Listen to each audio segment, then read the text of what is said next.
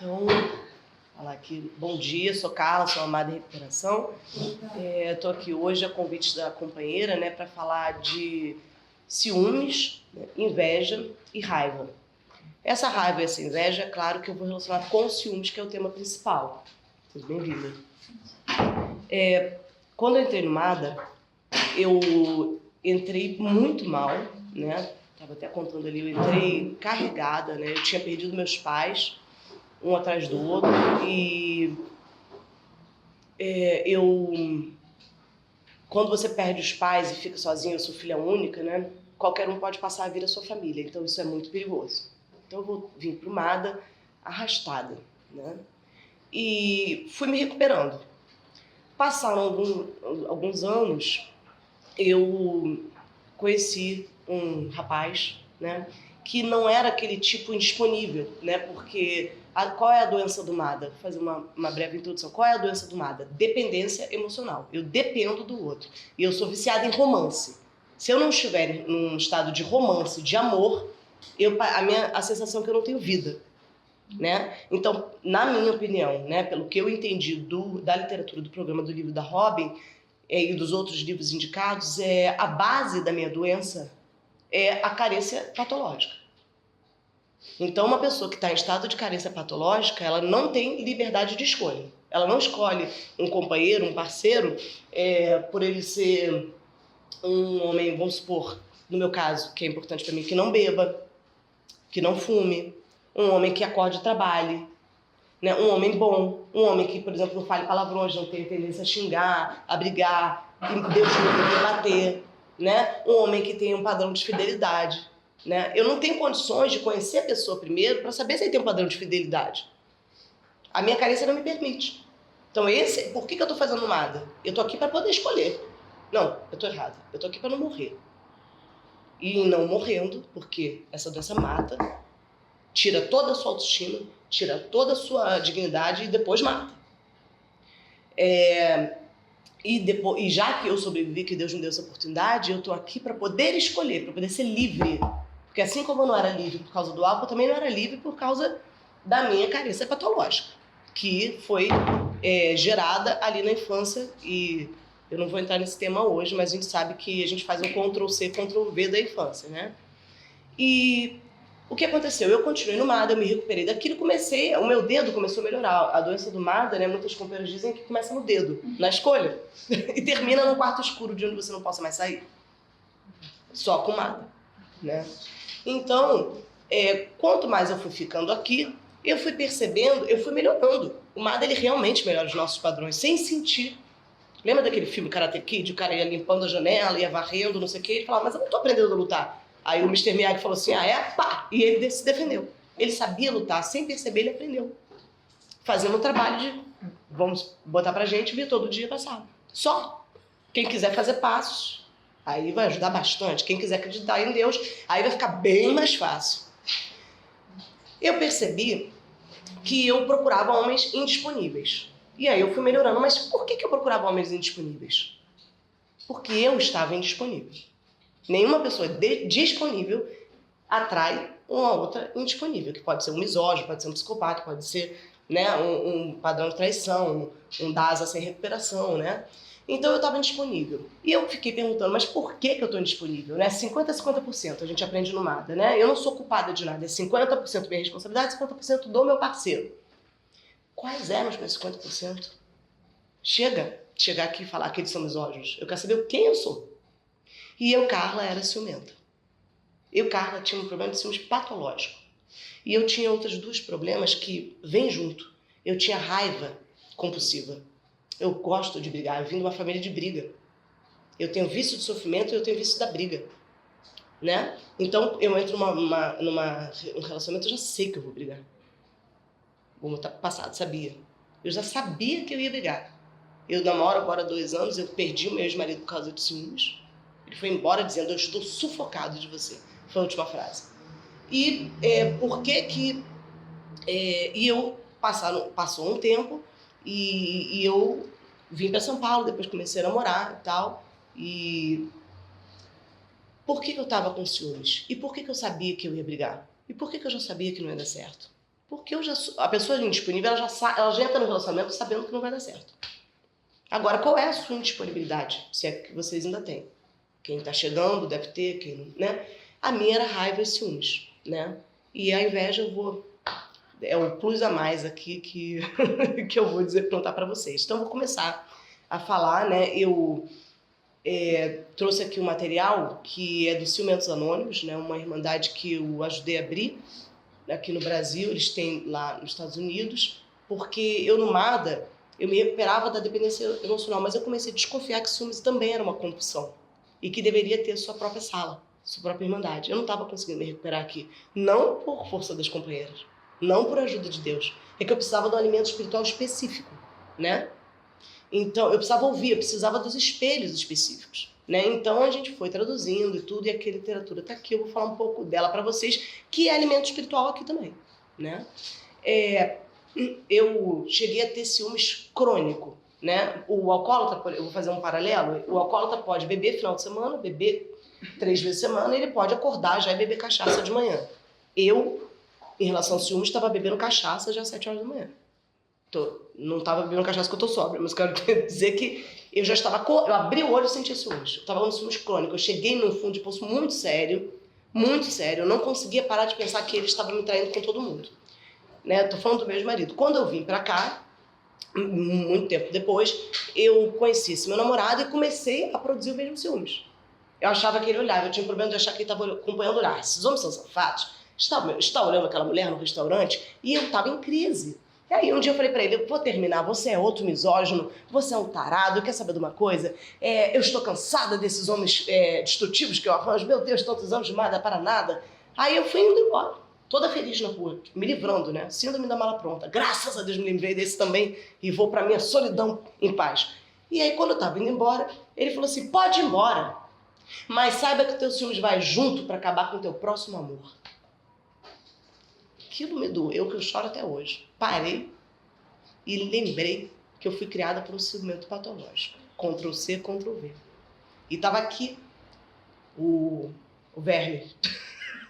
Tava quietinho, sem fazer silêncio, barulho nenhum, quando eu ficava solteira. Né? Então, eu resolvi estudar sobre mim e eu vou passar um pouco aqui para vocês. Vai ser bem didático mesmo. Quem quiser tá com um caderninho, então vamos lá. Primeira coisa que eu vou dizer é da diferença entre o ciúmes doentio e o ciúmes saudável. Aqui, nós podemos todas ter problema de doença, problema da doença emocional, né, do vício de amar. Mas não necessariamente todo mundo é doente patológico de ciúmes, claro que não. Né? Então, o ciumento saudável, ele tem ciúmes, é importante sentir ciúmes, quando ele realmente está diante de uma ameaça real, né? Vamos supor, vou dar um exemplo aqui, a mulher está com o marido e tem uma babá em casa, a babá é bem interessante, todo dia o marido dá, né? Um dia ela pega e vê, vamos supor, um bilhete do marido no quarto da babá, entende? Ou seja, ela tem uma prova ali. Um outro exemplo, um homem, isso é um exemplo até do CA, um homem recebe um trote dizendo que a mulher foi pega beijando o instrutor de autoescola, dentro do carro da autoescola, o professor dela. Ele desliga, ele é saudável e ele acredita naquilo. Trote. Se fosse eu, já terminava tudo. Mas ele trote. E aí, passa um tempo, 2 amigos dele ligam para esse fulano, sua mulher estava na maior pegação no carro de autoescola. Aí ele tem o quê? 2 relatos. Prova? Não. Desculpa, um juiz não dá só um ganho de causa por causa de prova testemunhal às vezes. Não, tem que ter prova real, dependendo do caso. Então vamos aqui botar, né, na balança. Não. Pode ser que ele tenha se enganado, os caras tenham se enganado. Só que acontece que ele já tem indícios. Então ele contrata um detetive e o detetive traz as provas, as fotos que ela estava entrando no motel com... Se ele não sentisse ciúme saudável com tantos avisos, ele seria doente, né? Até de dependência emocional, não quero ver. Então ele fez o quê? Ele fez uma inferência precisa. Eu estou falando aqui da inferência. O que é inferência? Eu, diante de alguns relatos, de alguns indícios, eu faço uma inferência, eu concluo alguma coisa. Mas a inferência pode ser precisa, baseada em fatos reais, ou imprecisa. O que o ciumento faz? Ele tem inferência imprecisa. E ele acredita nela, sem prova nenhuma. Olha, sua mulher estava se pegando com o professor da autoescola. Ah, tá bom. E vai lá e acaba com tudo. Essa sou eu. Então, a inferência imprecisa é uma das maiores características do ciumento. Ele conclui com os achismos dele, com as loucuras dele, ele encaixa coisas que não tem nada a ver uma na outra e tira uma conclusão e fala assim, certeza absoluta, tá terminado. E outro fato interessante é que o ciumento ele não tem um alvo só, uma ameaça só. Vamos supor, eu tô com ciúmes dela. Não tô com ciúmes dela. Tô com ciúmes dela. Qualquer um é alvo. E chega a um ponto que o ciúmes patológico não tem mais estética. É qualquer um. Eu já tive ciúmes de homem. Ai, que vexame gravar isso aqui. Eu tive ciúmes de homem. Sempre tive ciúmes de homem. Parecer um gay bonito, pra mim é perigo. Eu não tenho uma... Entendeu? Passei do espelho, assim, lá no Rio, atravessou o espelho, ficou louco, passei. Né? E eu tô vindo no segundo passo do CA. Voltando pra sanidade. Então, por que que o ciumento sente? Por que esse ciúmes doentio? O ciúmes doentio é por causa das ameaças? Não. O ciúmes doentio, a base dele, né, é o porquê, são as crenças irracionais. O ciumento patológico, quando ele está doente, ele tem crenças irracionais. Exemplo, nenhum homem vale nada. Nenhum homem presta. Tem que ter cuidado com isso aqui. Quando eu estiver no MADA e eu escuto uma pessoa falar nenhum homem presta, eu vou lhe tomar mal. Eu não quero mais botar essas informações. Se eu ver que o depoimento vai ser assim, tô fora. Não dá para ter misandria. Entendeu? Então, assim, eu não posso, porque eu não posso generalizar. Generalizar é doença. Dá braba. Nenhuma mulher vale nada. Olha, quer saber? Vocês não valem nada, entendeu? Mulher é cobra. Se botar uma amiga perto do marido, já era. Entendeu? Basta ele ser safado também. Quer dizer, é todo mundo safado. Só eu que presto. Que moralismo é esse? Né? Então, nas crenças irracionais dos ciúmes, que são o porquê. A pessoa, se ela pode ter ameaça que for, até real. Ninguém fica ciumento patológico, ninguém fica obcecado 24 horas por dia, ninguém vai tomar remédio, ninguém para em psiquiatra, ninguém tem que entrar nos ciumentos anônimos se não tiver um conjunto de crenças doentias na cabeça. E eu vou dar um exemplo, tá? Essas crenças irracionais, elas são 4 tipos de crenças irracionais. As exigências rígidas, ou seja, tem uma lei dentro de mim que comanda, né? Tem que ser assim, são rígidas, são extremistas, né? Eu sou tirana no meu jeito de pensar. As crenças aterrorizantes, que a gente pode chamar também de estado de pânico. As crenças de baixa tolerância à frustração. E, em quarto lugar, as crenças de depreciação. Crenças de depreciação pode ser autodepreciação ou depreciação dos outros. Eu vou dar exemplo. Vamos falar primeiro das exigências rígidas. Vou ler aqui um pouco para vocês o que uma pessoa pensa. Meu parceiro deve estar apenas interessado em mim.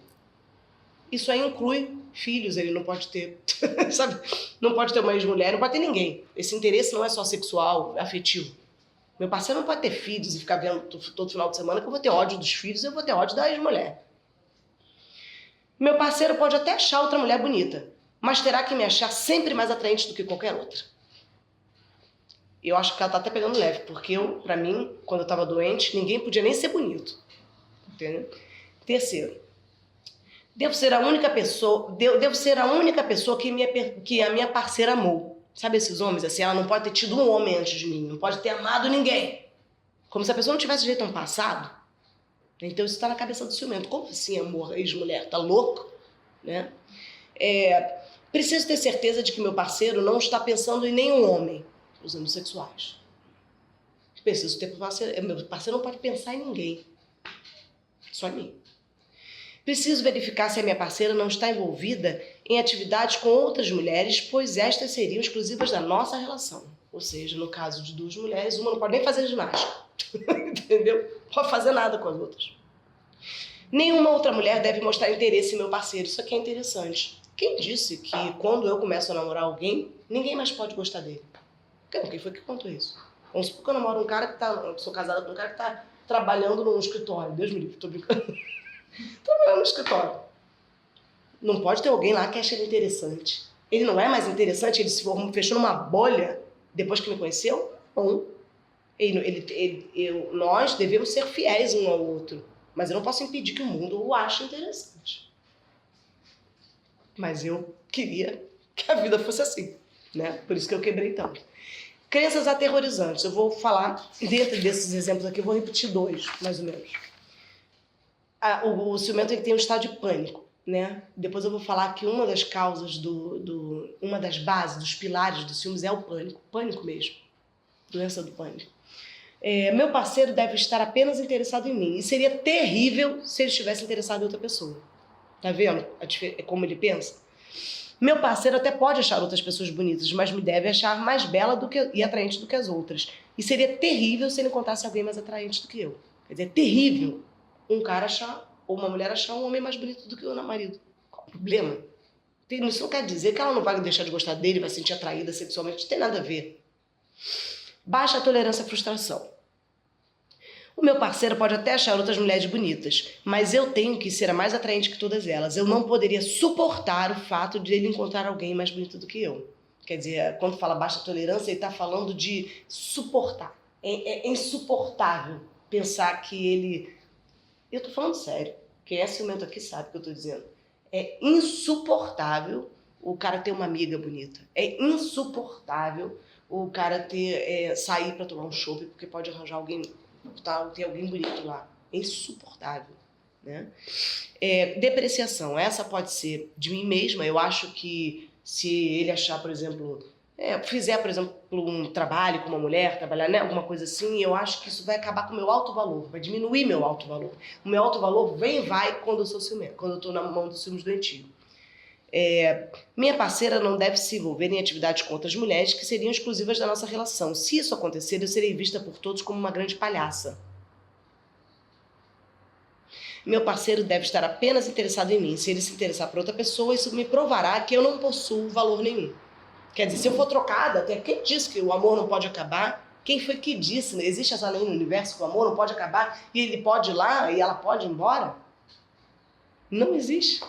Mas se o amor acabar, é porque Deus quis. Terceiro passo. Eu sou responsável pelo esforço, de tratar bem, de ser fiel, de ser bacana. Mas se acabar, é porque Deus não quer mais um dia que eu fique com a pessoa. Não é porque meu valor acabou, gente. Que isso? Meu pai amou minha mãe até ela morrer. Ela tinha quase 80 anos quando ela morreu. Entende o que eu tô falando? Ela ficou doente muitos anos. Então, assim, meu pai é bom. Ela até velha, ele achava ela lindíssima. Porque ele também estava um senhor. E qual é o problema da gente envelhecer? Vai acabar com o meu alto valor? Eu sou o que eu penso, eu sou o que eu sou. Eu sou a minha ligação com o poder superior. Isso aqui não vale nada. Até a gente aproveita enquanto tem. Depois tem que aproveitar outras coisas. Então, assim, não posso diminuir meu alto valor por causa disso. Nenhuma outra mulher deve mostrar interesse em meu parceiro, pois se o fizer, ela não passa de uma cadela. Não pode falar palavrão aqui, eu não encontrei nada melhor na tradução. A tradução em inglês era aquela mesmo que vocês conhecem. Então, assim, nenhuma outra mulher deve interesse. Isso é importante, porque eu sempre pensei assim, mas não tem mais homem pra arranjar, tem que gostar logo do meu, mas não, essa aí nasceu na lata do lixo, essa aí foi expelida por um OVNI, né? Então, assim, essa aí não tem berço nenhum, entendeu? Quer dizer, que raiva moral é essa? Depois a gente vai falar da raiva moral, né? Então, eu expliquei pra vocês o que é que passa, né? Os quatro tipos de crenças irracionais que passam na cabeça do ciumento. Tipos de ciúmes. Isso é muito bom. Eu vou falar assim, não vai dar pra falar tão, porque eu tenho problema aqui com o tempo, que é muita coisa, mas vamos lá. Tipos de ciúmes, retroativo. Tem pessoas que, por um problema passado, eu tenho uma companheira até que a mãe dela se separou do pai, e o pai casou com outra mulher, mas voltava pra casa pra ver os filhos e namorava com a mãe, se é que vocês me entendem, né? Ia pra cama com a mãe, ela não vai entender nada. Então, o pai vinha ver os filhos e traía a mulher atual com a mãe, com a ex-mulher. Então, essa garota viu isso a infância toda. O que aconteceu? Ela chegou ao CA com problemas de ciúmes retroativo. Ela só tem ciúmes das ex-mulheres. Ciúmes retroativo. Então, assim, eu vou pegar pesado um pouquinho agora no meu exemplo. É muito interessante. Pegar um pouquinho. Vocês lembram da Ana Carolina Jatobá, da criancinha que foi jogada? Tirando a psicopatia toda do lado, eu não sei nem se no caso dela era psicopatia, porque o ciúmes ele chega a ponto de matar, né? Não vou falar do pai, que isso aí eu não quero nem falar, mas assim, da parte dela, ela tinha ciúmes patológico, né? Aquele livro Mentes Perigosas diz que ela tinha um ciúmes terrível dele. E quando você tem ciúmes retroativo, isso pega na criança. A gente recebe várias companheiras e companheiros no CA que tem raiva da criança, porque a criança representa o quê? O link. A ponte tem que ir lá todo dia, todo final de semana ver a mãe, de 15 em 15 dias, pegar a criança e ver a mãe, né? Então, fica aí para vocês pensarem nesse caso. Ciúmes preconcebidos, ciúmes do futuro. Isso é bem engraçado até. Eu tinha. Vamos botar pro time. Mas por que eu tô fazendo com ele? Se daqui a 10 anos eu vou estar bem mais velha e ele vai me trocar por outra?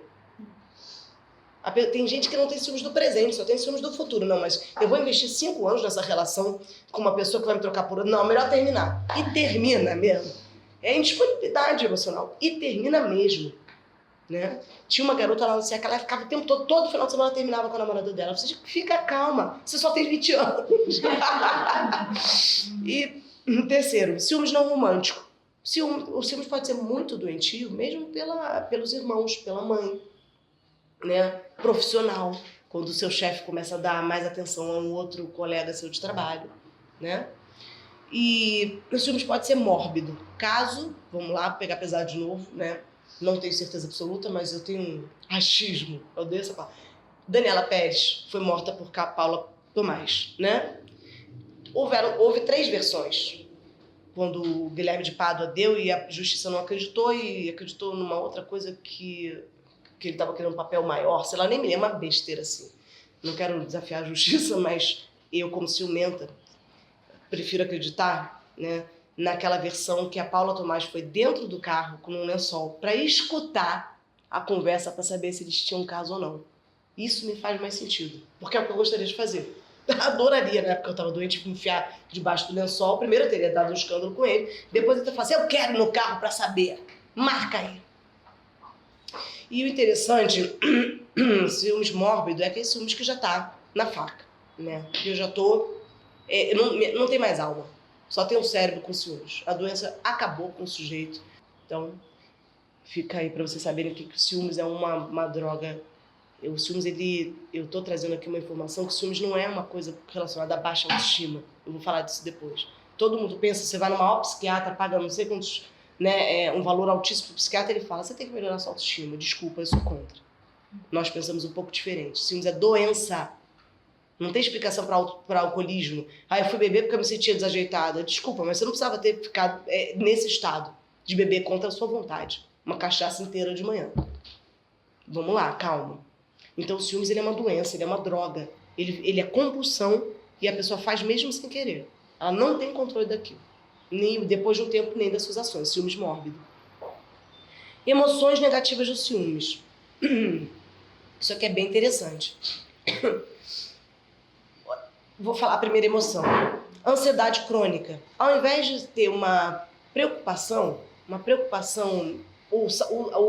pessoa saudável no ciúmes, ela tem uma preocupação quando realmente há um perigo. Uma preocupação. Mas aquilo não a toma o dia inteiro, né? Ela fica preocupada, mas ela consegue trabalhar, ela consegue cuidar dos filhos, ela consegue realizar seus sonhos, ela consegue ir pra ginástica, ela consegue ter uma vida normal, mas está preocupada com uma ameaça que pode ser real, o saudável. O ciumento patológico não, ele tem uma ansiedade crônica, generalizada. Eu vou contar a história de um caso que eu gosto muito lá do CA, uma história. Era uma mulher que ela tinha uma ansiedade crônica, então se ela tivesse uma festa com o marido, ela não conseguia relaxar, porque tinham outras mulheres lá.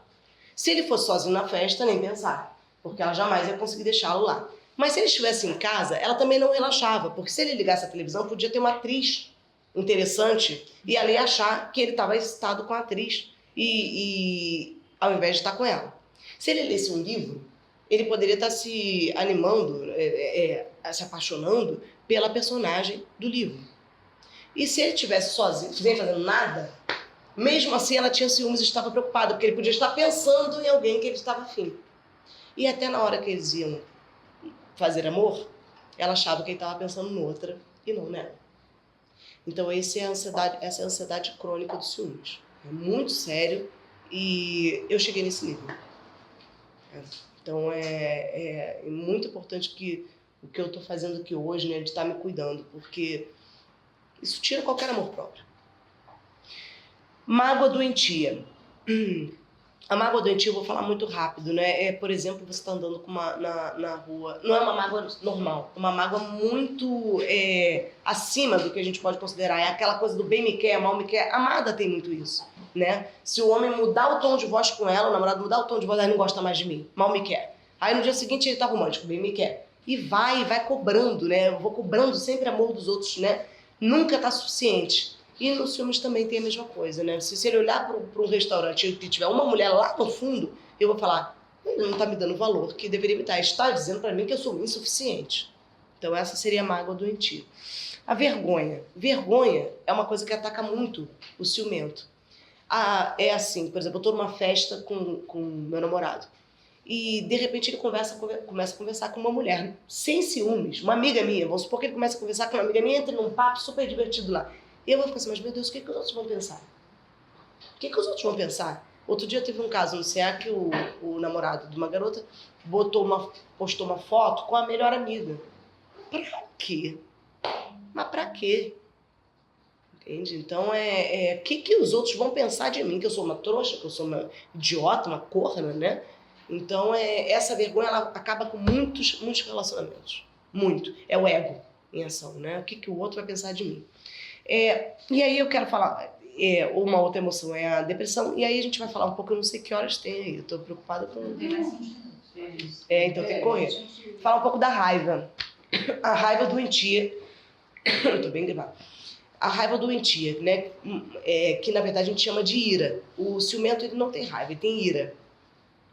Na hora que o ciúmes ataca, ele tem um negócio que a gente chama de efeito rebote. Né? O ciumento, quando ele se sente ameaçado, vem um lance dele, uma raiva química, que ele não resiste a dar rompante. Né? Ele começa a berrar, ele começa a xingar, ele ofende, e depois vem remorso. Né? Depois ele fica ali sentado no cantinho do quarto, pedindo, pelo amor de Deus, me dá mais uma chance, que eu não vou fazer de novo. Igual a droga. Desculpa, olha, dessa vez eu não vou mais não vou mais beber. Você pode confiar em mim que eu não volto mais bêbado. Né? Assim, ou seja, é uma compulsão, ele não tem, né, ele até promete, fala que não vai fazer mais aquele escândalo, mas ele sabe que ele vai, porque é um poder superior a ele, por isso que tem que tratar numa sala de 12 passos. Toda vez que um sentimento, né, ou uma droga qualquer, um sentimento vira droga, ou as drogas químicas são maiores do que eu preciso, isso só sai fazendo os evites, fazendo o programa de 12 passos, né? Então, essa raiva, ela é uma raiva moral, né? A raiva do ciumento, ela é sempre uma raiva moral. O que é que você pensa? Quem é você para me trair? Quem é você para ter tá conversando com essa mulher no WhatsApp? Quem é você? Né? Então, é aquela coisa que eu disse, ninguém vale nada, as mulheres são traíras, você viu? A mulher é amante. Né? Então o ciumento ele tem uma falsa moral como se ele fosse perfeito e ele está destruindo a vida de todo mundo, né? O ciumento ele vai para cadeia. E que um cara que vai parar na cadeia pela própria doença vai falar sobre o outro, né? Então e isso o que eu quero dizer, obrigada. O que eu queria dizer é o seguinte: a raiva ela não está só presente no ciúmes. Vocês lembram no começo quando eu disse que talvez a amada possa ser indisponível quando ela está atraindo sempre alguém disponível? Uma das indisponibilidades da amada é o controle, né? A gente sabe, né? Enquanto eu estiver controlando tanto, né, eu não vou conseguir ser uma pessoa viável, né? Eu tenho que aqui olhar para mim, quando eu aponto um dedo para vocês, voltam 3 para mim, para Deus, né? Outra coisa que eu vejo muito no amada, eu lembro de uma companheira, eu tô falando aqui, né, pessoas, pode ser até do Rio de Janeiro, não tô contando as histórias, não tô dando nome aos bois, não tô quebrando o animado. Mas eu lembro de uma companheira que ela era uma fera. E a gente sabia que toda vez que ela começava a namorar, ia terminar. Então assim, não, mas 50% é dele. Cara, 50% é dele de continuar com você, porque ninguém vai namorar com você em sua consciência. A pessoa era uma fera, ela já ficava com raiva no primeiro mês. Então, enquanto ele não entender que raiva também é uma adicção, raiva é uma compulsão, às vezes a pessoa é viciada em brigar. Enquanto ela não resolver esse tipo de... essa compulsão, enquanto ela não botar aqui pra fora e dizer que ela é impotente perante a primeira briga, ela não vai conseguir. Para isso eu trouxe aqui para vocês os evites do ciúme, os evites da raiva. Eu não tenho para tanta gente, minha impressora acabou a tinta lá, eu imprimi alguns. Mas depois vocês tiram foto, que é muito importante, né? Aqui existem os evites do ciúme, assim como no A, evita o primeiro gole, evite lugares de ativa, que são os bares, de ativa na época da bebedeira, e evite os amigos, os ciúmes também tem os seus evites. Sem evite, ninguém fica sóbrio nos ciúmes. E sem evite da raiva, ninguém fica sóbrio na raiva. Tanto é que a gente está traduzindo também o Raivosos Anônimos aqui. Já temos reuniões no Pau Talk e tal, no online. Então, o que eu queria dizer da raiva, ela é isso. Ela tem uma expressão que chama tempertantum, né? Que é exatamente esse impulso. Quando eu vejo, eu já briguei, esse arranca-rabo, como é que eu vou dizer? Essa explosão. Né? E o ciúmes, ele causa muito isso. É uma da maior característica do ciúmes, a maior emoção do doentio do ciúmes é a raiva. E é por isso que vão pra cadeia, é por isso que tem tantos términos, né? E dentro dessa raiva tem a humilhação, né? Eu várias vezes falei, você não vale nada, você é um... né? E depois, canto do quarto, pulpa, né? E acabando com a autoestima. Bom, então eu falei aqui pra vocês um pouco da raiva, né? E de como ela atinge, de como ela é a melhor amiga dos ciúmes. Eu tenho ciúmes, portanto eu estou sofrendo de raiva. E são duas adicções separadas que trabalham juntas para acabar com a minha vida. Isso precisa ser cuidado. Através, na minha opinião, quem tem isso forte, de irmandade apropriada, sim. Né? Nunca largar o mado, mas às vezes eu preciso ir além. Né? Eu não resolvi todo o meu problema no ar, eu tive que vir para cá. Né? Então, às vezes, eu preciso de irmandade trabalhando juntas, sim. É importante. Eu estou falando de alimento espiritual específico. Abrir um livro e só ter sobre raiva, abrir um livro e só ter sobre ciúme. Eu preciso estudar, né? Se eu tenho sabedoria, então eu posso usar essa sabedoria. Se eu não tiver, não posso. Maneira de agir do ciumento. Eu vou correr aqui um pouco. Vigilância constante. Eu acompanho olhares, né? E aí depois eu acho que ele é um tarado e ele olha. Mas eu não tiro o olhar dele, né? Eu, Carla, por exemplo, esse era o meu maior gatilho. Eu estava num lugar pequeno. Mas imagina se ele estivesse aqui com vocês, agora ele poderia até sentar. Há um tempo atrás, jamais. Eu ia me engajar. Imagina, bota ele bem aqui no meio. Não dá. É a mesma coisa que me jogar num bar. Na época que eu entrei no ar, em 2008. Eu ia ficar desesperada, me engatilha.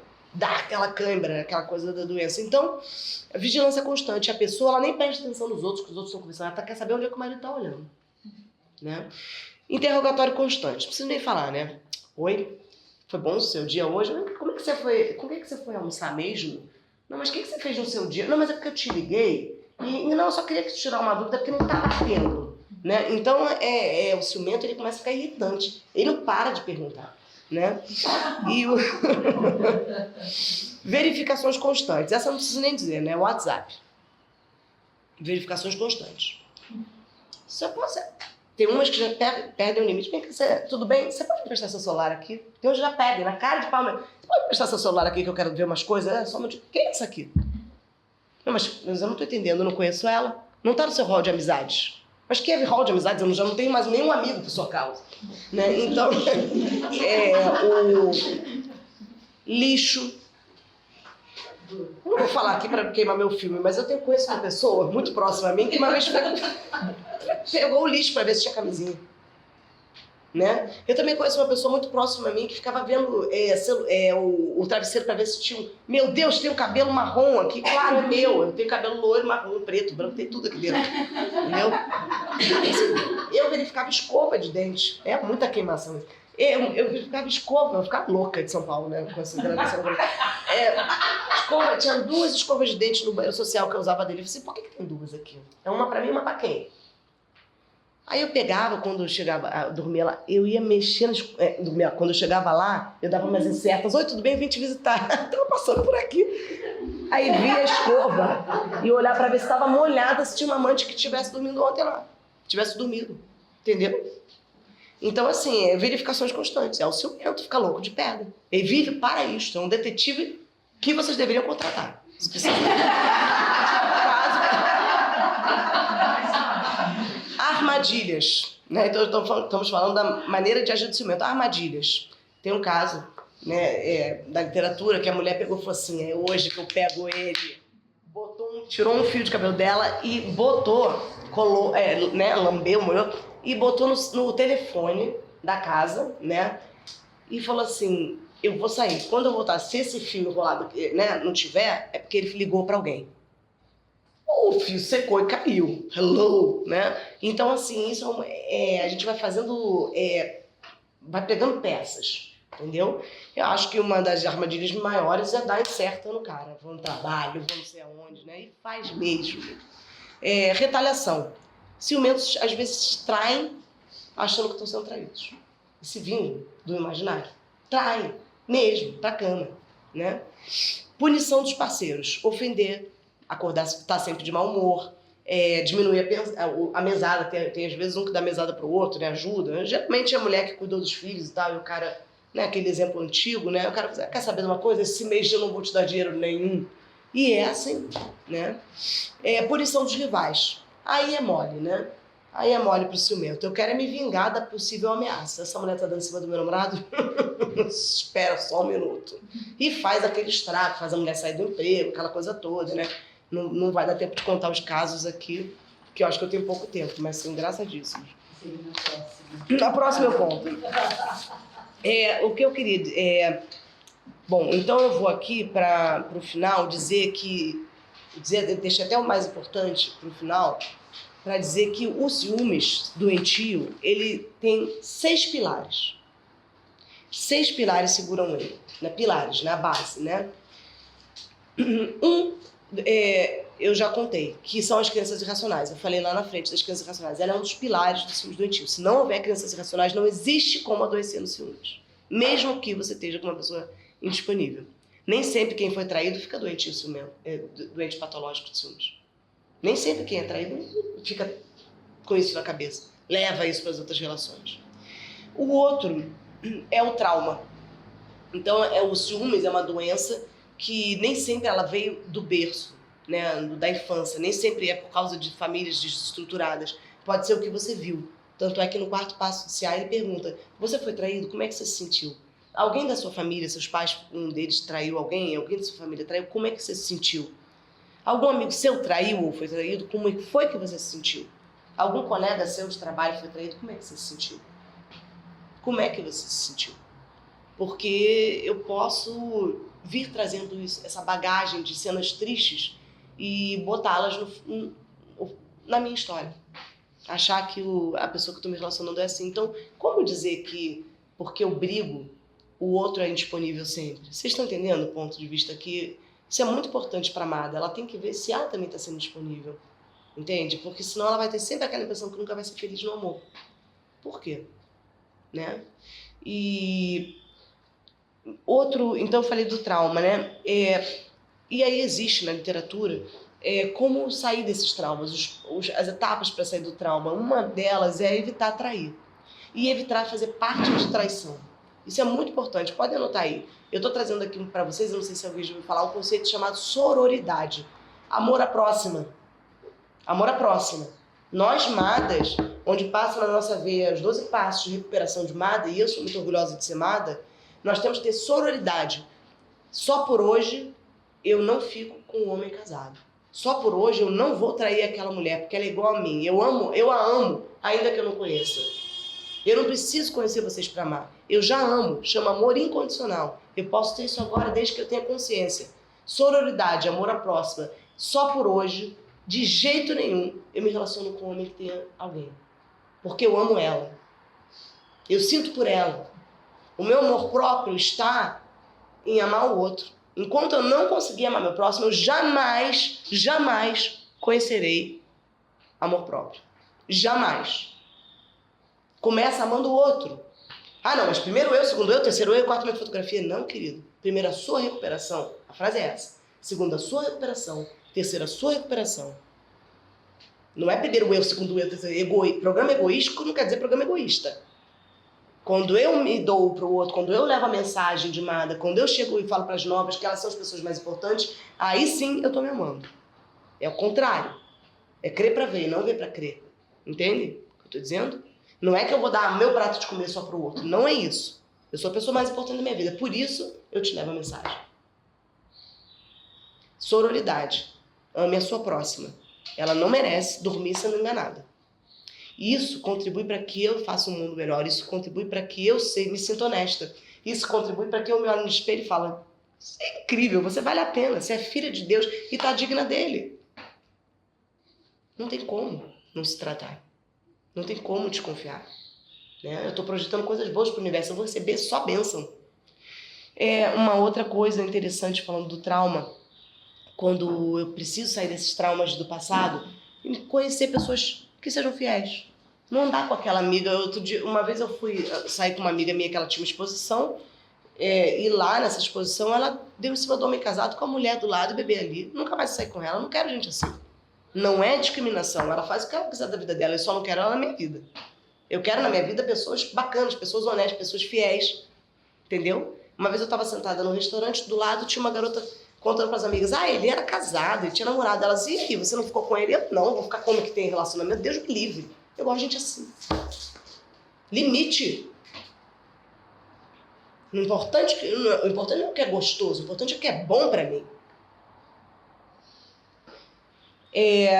Então vamos pular, eu vou cortar um pouco aqui. A terceiro pilar do ciúmes: pânico. Então, quando o ciumento ele recebe aquela notícia dele mesmo, na maioria das vezes, né, aquela ameaça, né, ele está se vendo diante de uma ameaça, ele sente pânico, todos os sintomas de pânico. Nós chamamos, existe um nome para isso, chama proditiofobia, né, um dos pilares da doença do ciúmes, né, proditiofobia, ou seja, eu sofro de pânico de ser passado para trás. E aí tem uma coisa interessante. O que é que vocês ouviram falar a vida inteira? Que ciúmes é coisa de quem não se ama, né? Baixa autoestima. Ai, gente, uma vez eu tava no AA, eu tinha dado um escândalo, bem no começo do CA, eu não tava ainda conseguindo me segurar. Eu dei um escândalo de 3 dias com meu namorado por causa de uma garota que nem eu, se fosse lésbica, pegaria, Deus me livre. Mas pra mim não tem mais estética, é qualquer um. Aí,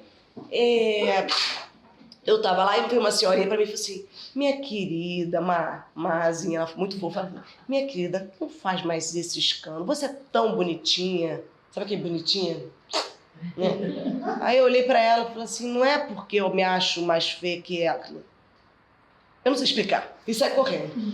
Assim, então não é questão de, por exemplo, se você tá andando com um homem na rua e ele, vamos supor, aí mesmo ele realmente olha uma outra, você não precisa nem ver a outra, você se sentiu realmente desmerecido. O que é que isso tem a ver com autoestima? Parem pra pensar um pouquinho. O que é que isso tem a ver com autoestima? Nada. Tem nada a ver. Se eu me arrumei todo, sair com um cara e nesse caso ele olha pra sabe que os caras fazem assim? O que eu tenho a ver com autoestima? Minha autoestima tá aí se eu ficar com ele. Tô falando agora que ele fez isso realmente, nesse exemplo. Aí, se eu continuar com ele, eu tô com problema de dependência emocional. Sem nem se autoestima ainda. Tem uma doença aí pelo meio pra ficar raciocinando em cima da autoestima ou não. Então, o ciúmes, ele é pânico. E ele é ego, ou seja, eu não quero ser passado pra trás. Eu entro em pânico com qualquer mulher. Isso não tem nada a ver de me sentir pior ou melhor que ela. Eu tô falando de uma doença de pânico. Pânico, síndrome de pânico. Né? Que lá fora eles chamam de proditiofobia. Então, assim, é o ciúmes que destrói a minha autoestima ou é a minha autoestima que me causa ciúmes? É o ciúmes que causa a minha baixa autoestima ou é a autoestima que causa ciúmes? Nós, de Ciumentos Anônimos, achamos que é o ciúmes. Com todos esses pânico, com trauma, com as crenças irracionais que acabam com a nossa autoestima. É um conceito um pouco moderno de se pensar. Mas eu posso ter a baixa autoestima também, mas não quer dizer que ela esteja criando isso. Então, o outro pilar é a compulsão. O ciúmes, ele é uma doença de adicção.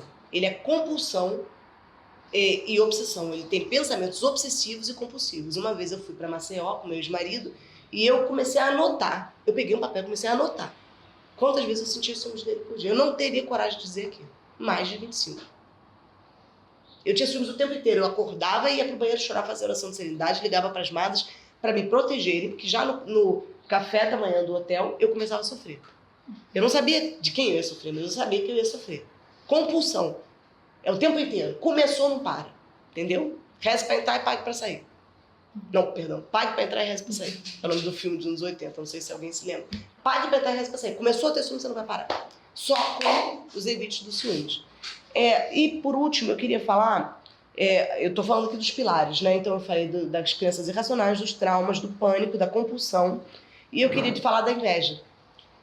10 minutos, obrigada. Então vai dar certinho, né? A inveja, pra nós, não é aquela inveja... Nossa, você tá bem vestida. Eu queria ter essa roupa. Ela chama SCC, Síndrome da Comparação Compulsiva. Eu não tenho uma invejinha porque ela tá bem vestida, porque você tá com esse cachecol bonito. Eu não tenho uma inveja porque eu tenho uma baixa autoestima. Novamente, eu tô querendo afirmar aqui que a compulsão é se comparar. Síndrome, não tô falando de um hábito. Síndrome é um conjunto é uma compulsão. Síndrome é uma doença à parte repetitiva, né? Ou seja, de atitudes repetitivas. Estou falando de compulsão. Adicção. Droga, bebida, vício em homem, comida, ciúmes, raiva, inveja.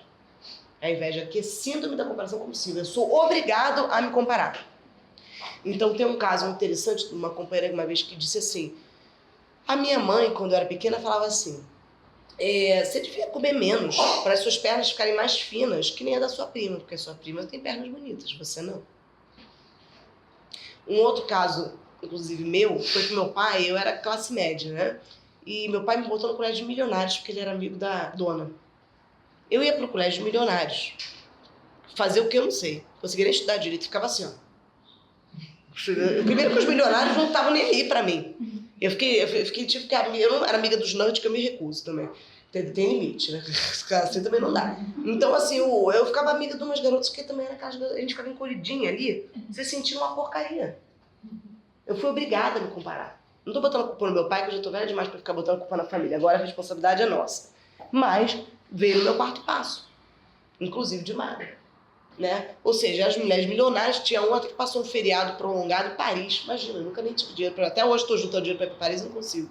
Entendeu? Então, assim, era muita diferença. Então eu me comparava, né? Então essa comparação, ela vem lá da infância. Essa sim vem da infância, né? E você chega à idade adulta, você bota o namorado nisso, nesse quadro doentio, você nem vê. Você vem embrumada, desesperada e nem sabe quais são os seus 50%. Eu tô falando hoje dos nossos 50%. Entende? Não é questão de beleza ou não, quer dizer, o que é a inveja para nós, né? Eu tô falando dessa compulsão de se comparar. Eu olho para cima e me sinto menor, e eu olho para baixo e me sinto superior, mas eu nunca olho para mim. Por isso que os 12 passos sempre falam: foca em você, olha para você, compara você com você mesma. Como você chegou e como você tá agora.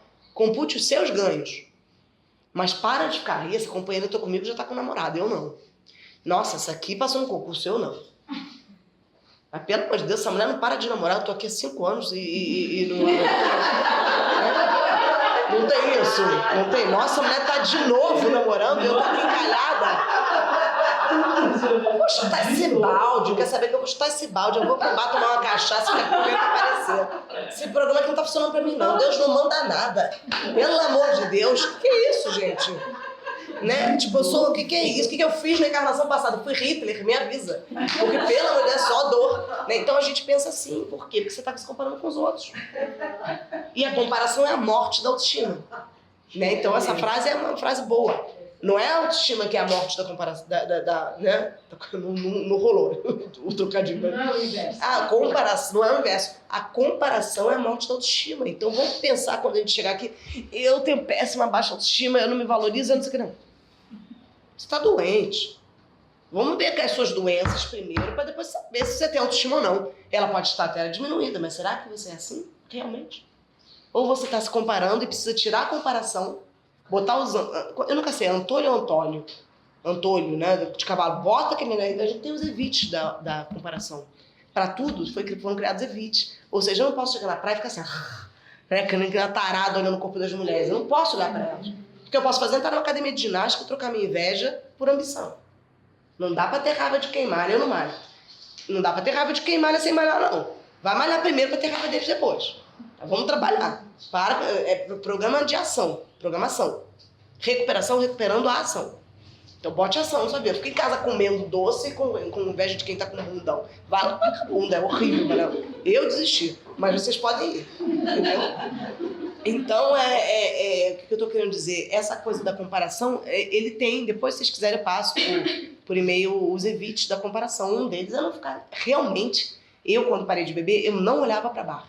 Eu lembro que eu andava em Ipanema, né, e eu andava, e cheio de bar, assim, eu falei assim, eu vou olhar pro chão. Várias vezes eu tive que olhar pro chão, sabia? Pra me recuperar. Outra, depois me deu um negócio de compra compulsiva, eu fui parar lá no DA também. Eu faço strike em todas as semanas. Eu ia pro shopping, aí tinha que ir pro shopping pra comprar o casaco que eu vi na Zara, que eu sou viciada na Zara. Aí ia pro shopping, eu tinha que ir olhando pro chão, porque eu tinha que comprar aquela última peça. Não tem jeito, nenhum padrinho ia me impedir daquilo. Eu vou comprar só que eu chegava olhando, uma vez eu comprei o negócio, paguei assim, não queria mais nada. No ciúmes é assim também. Você tem que chegar no restaurante, quem tem negócio ele está olhando pra todo mundo, não é você que tá vendo ele olhar pra todo mundo. Para, chega, né, menos, né, tá olhando pra 50, a culpa é sua. Aí, no restaurante, eu olho pra mesa. Até hoje, eu já melhorei. Agora eu deixei ele escolher a mesa, mas durante muito tempo eu botava ele pra parede. E olhava pro prato, e olhava pra ele, olhava pro prato. Ele falou, você tá esquisita, eu tô ótima. Passando só os modelos de laranja, né? Não pode. Por quê? Porque você tem que ter os 90 dias para se desintoxicar. Sabe, seu cérebro tá doente, você precisa respeitar seu sistema nervoso central. Precisa desintoxicar. E na praia? Eu agora ainda não vou à praia. Eu tô com um ano de CA, né? Porque o CA tem um ano no Brasil. Eu não vou à praia, tem um ano e um mês. Eu não vou à praia, não há quem me faça a praia. Por quê? Porque eu vou ficar olhando, então tem que me proteger. O programa não é de enfrentamento, o programa no começo ele é de abstinência. Sabe? Eu tenho que me abster.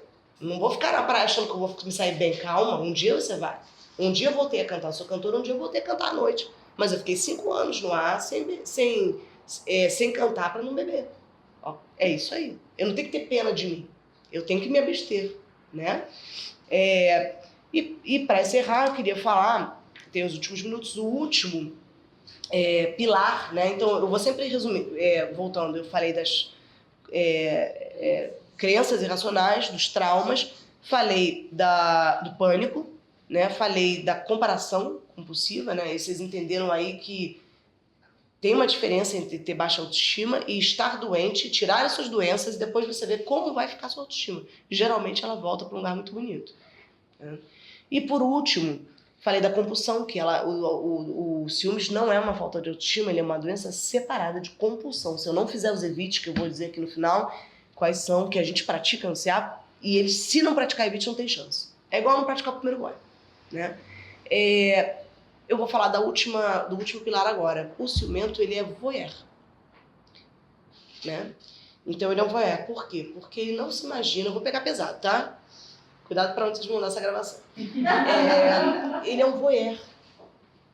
Porque ele não se participa da relação dele. Ele sempre imagina o parceiro com outra pessoa. Ele não faz parte daquela relação. Ele é só aquele que observa, né? Então é importante que eu comece a fazer parte, sabe? E aí tem esse voyeurismo, ele pode chegar a graus muito sérios nos ciúmes, né? Tem um caso na literatura, e a gente tem muitos casos mesmo nos ciumentos anônimos, onde a pessoa, vamos supor que a mulher esteja namorando com um cara, fazendo sexo com o namorado, marido, fazendo sexo com o marido. Na hora dela conseguir chegar no orgasmo, ela só consegue pensando nele com outra.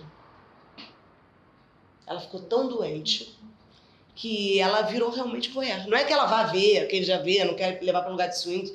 Não é nada, não tô falando nada de negócio de swing, ciumento infarta, só de passar na porta. Não quer ver ninguém com ninguém. É dele, é a posse, ele é possessivo, né? Uma das características é a posse. Isso é meu, né? Tem até, eu acho que eu esqueci de falar uma das características do ciumento. Eu falei das características, falei, né? Uma das características do ciumento é a posse, né? Se você é meu, lembra daquela música da Teta Espíndola? Eu nasci só pra ser sua parceira, seu bem, e sei lá, não sei o que, de prazer. Ou seja, eu nasci só pra ser sua parceira e o seu bem. Ou seja, eu não nasci pra porcaria nenhuma. Meus pais não me botaram no colégio, numa faculdade, tô falando aqui como vítima do ciúmes, o vitimado. Não me botaram no colégio, numa faculdade, não deram duro, não me cuidaram pra eu ser alguém na vida, não. Eu nasci só pra ser seu. É isso que o ciumento pensa. Que o cara nasceu, foi criado pra ser dele, né?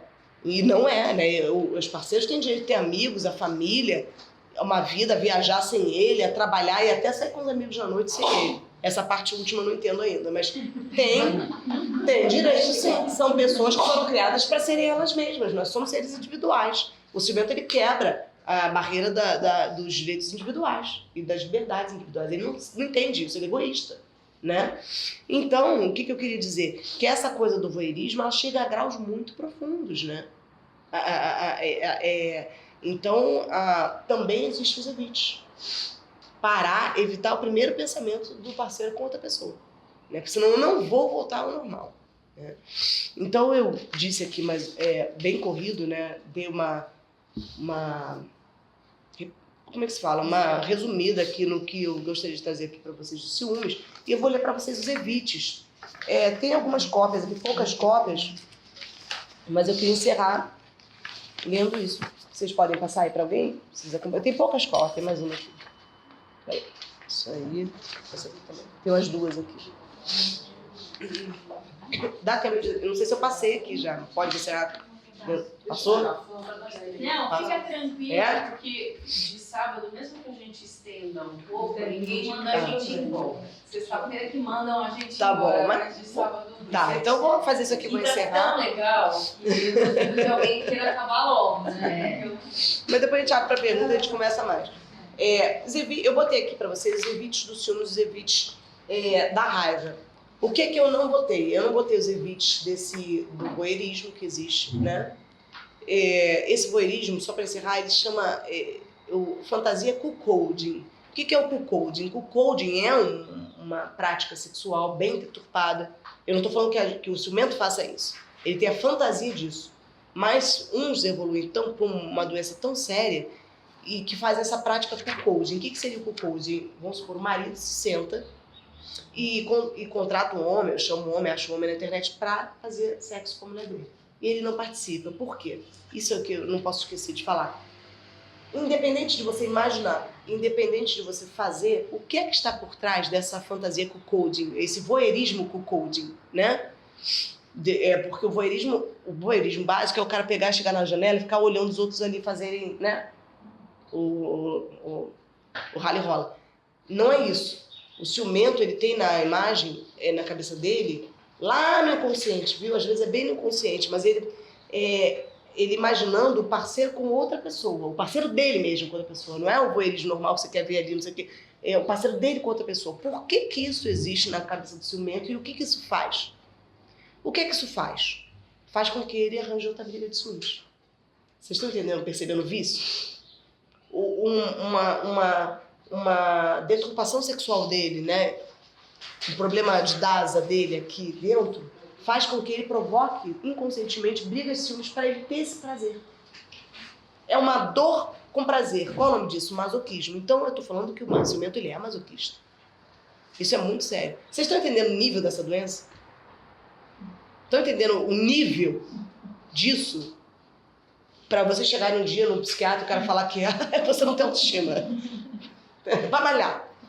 Né? Então, assim, o que eu tô querendo dizer? O que é que faz o cara adoecer assim? Ele tem lá dentro um vício de humilhação. E aí sim a gente linka com a família disfuncional. O ciumento, ele quer ser humilhado. Quer não. Não é que o querer aqui não é um querer saudável. Dentro da cabeça dele, ele precisa ser humilhado. Então o ciumento, ele é um voyeur, no caso de sempre imaginar o marido com outra mulher, ou a esposa com outro homem, nunca com ele não faz parte. Ele não sente que está vivo, não sente que tem um corpo, que um corpo possa atrair o outro, entendeu?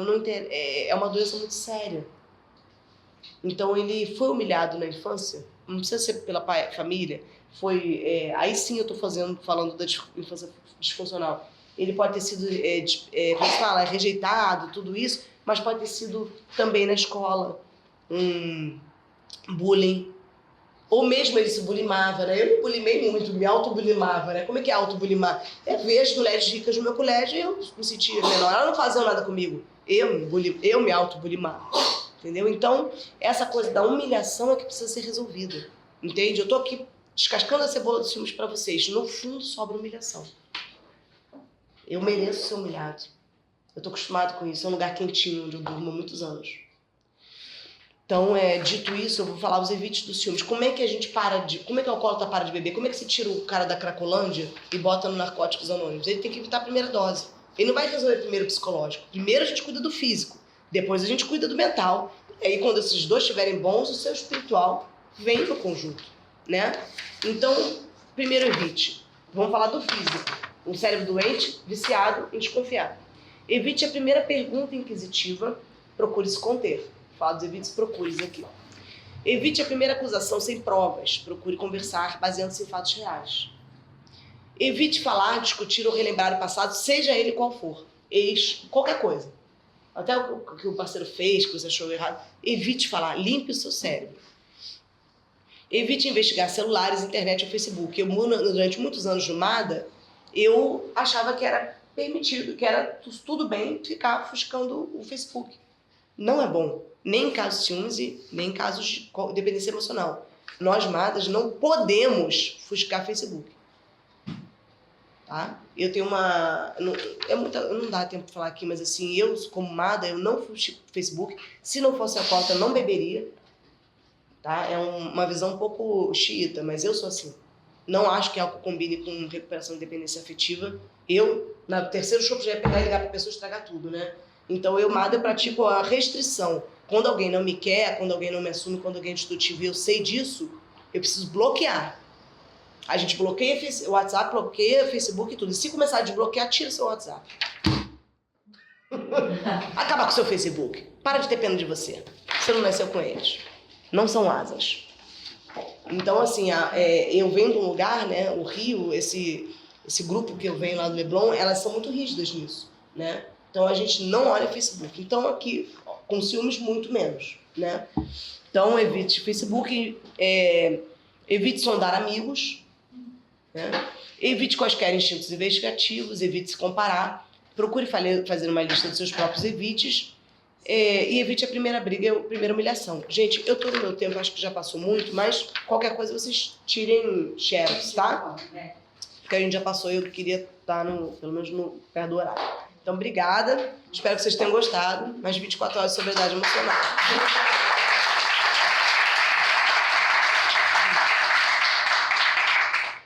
Vamos então. Deixa eu ir, cara. Não, sai. Eu vou dar uma pausa, depois eu vou.